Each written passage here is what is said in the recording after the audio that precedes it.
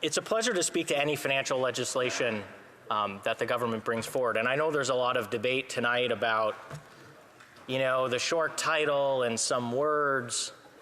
But the truth is that we're talking about a bill that is going to increase the energy costs for Canadians. And what do I mean? In C-59, the Eiffel restrictions will impose an additional cost on public utilities in this country. And we had witness testimony at the Finance Committee from a public utility in Nova Scotia that said this bill will directly increase the energy costs of ratepayers in Nova Scotia. So I understand that it may be inconvenient for the government or for other parties who support the government, that Conservatives are doing their diligence and taking their time and looking at ways to slow this legislation down because it is increasing the costs of energy on Canadians at a time when they can least afford it. Wisdom has been chasing this government for a long time. It just hasn't caught up with it yet. How is it possible that in an affordability crisis, the government thinks that it makes sense to introduce tax legislation that will directly increase the cost of energy to certain Canadians in this country, in particular Nova Scotia? There is no debate about it. There is no... Parliamentary Secretary on a point of order. Madam Speaker, as members would know, there were many interruptions that have taken place this evening, saying that members needed to be relevant. The members started off by saying, well, the amendment, and then went right into the bill itself, Madam Speaker. Now, I'm just suggesting that at the end of the day, that if the Conservatives wanted us to be relevant to the actual amendment of deleting, then the Conservatives should. Well, if I may, the honourable member is being relevant because he's explaining why the stalling is necessary. That's how I understand it, and I do listen to what is being said. So the honourable member for Simcoe North. Madam Chair, you are tough but fair, and I appreciate you wholeheartedly for your very wonderful ruling. I will continue. Oh, we have another point of order, Madam Chair. Point of order from the honourable member for Battle River Crowfoot. So I would just note, I know that occasionally we get passionate in debate, but Conservatives did not call a point of order on the previous speaker, the member from Cohut, Massachusetts.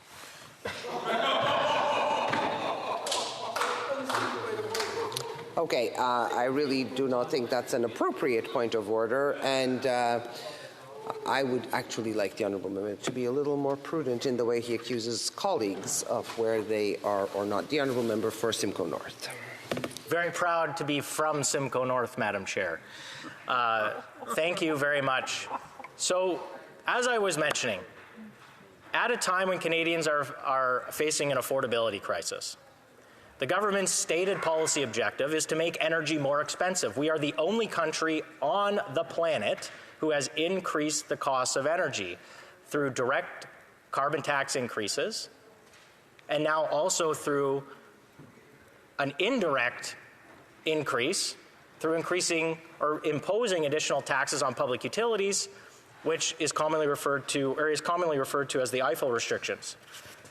So, Madam Chair, it's with great pleasure that I speak on this bill tonight, especially on the short title. I think we could think of many better titles for this bill, including the Government of Canada wants you to pay more. The Government of Canada doesn't think you pay enough for energy.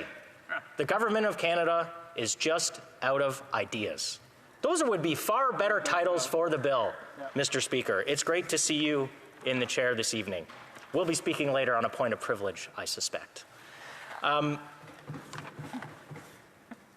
There was some competition provisions in this bill, which also raised some concern. Now, the government has made very significant and substantive changes to competition policy in the last 3 budget bills. Each time, interestingly enough, the government says, these provisions are the provisions that are monumental, never seen before. Have we made these great changes to the competition policy?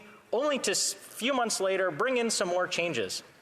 Now, I say that because they've had lots of time to think about what they would do with competition policy. Well, the government proposed a number of substantive changes, and I have to give my NDP colleague, who is now the new member of the Finance Committee, credit. He sliced up and diced up this government's competition provisions in this bill like never before. In fact, it is actually embarrassing. The government should be embarrassed that the competition provisions that it put forward in C-59 were completely redrafted by its coalition partner. The government's had multiple months and years to think about the provisions it wants to change. When it finally says, we have the best changes, they get absolutely railroaded by their supply and confidence partner. That, Mr. Speaker, should be embarrassing for the government. That is why we're here debating this bill. That's why we're here debating the title. If you want another title for the bill, as I said, this is the government, we're out of ideas. How about, we think you can pay just a little more? That's what the bill should be called, because energy bills are going up for people in Nova Scotia as for this bill. In addition, the number of drafting errors in this bill, Mr. Chair, are significant. There was a provision called dividend reduction rules. As soon as the budget bill was tabled, some smart individuals said, geez, I don't think the government understands how this is going to affect individual life insurance policyholders. Maybe somebody should call them and give them a lesson. It took 8 months for them actually to explain how a particular life insurance product worked, participating whole life insurance. Now, they eventually brought in a significant amendment to fix it. That's why this bill was delayed. This bill was delayed because all of the drafting errors in the bill, and they didn't even understand how these significant changes would affect the cost to Canadians. These are the reasons for which we are trying to delay the bill. The government doesn't even have a sweet clue about what some of these amendments do. And now they say, oh, we have to pass the bill because the investment tax credits. The market's asking for them. Well, guess what? We can pass the bill tonight if the government wants, and no one can use the investment tax credits because the CRA and Natural Resources Canada still haven't put out the required guidance that will be required for companies to take advantage of the investment tax credits. If the government was so serious about getting this bill passed, they would have all of their homework done. And they don't. Maybe the dog ate it. I don't know what the excuse is, but this government is not ready. They're out of ideas. It was them who chose to delay this bill to now. It was them who had all of the drafting errors in the bill. It is them who's decided to make energy more expensive in this bill. They tried to make, indirectly, life insurance products more expensive in this bill, but realized 5 million Canadians would have to pay more for their life insurance product because they were trying to find revenue somewhere and tax the big banks more and tax financial institutions more, not realizing that those costs for that product are passed directly to consumers. So I'm very, very pleased to speak against the short title of this bill if it means that we can keep energy costs lower for some Canadians just a little bit longer. So, Mr. Speaker, I welcome the wonderful questions from my partner, the member from Winnipeg South? Winnipeg North, who I'm sure always has a zinger. Thank you very much, Mr. Speaker.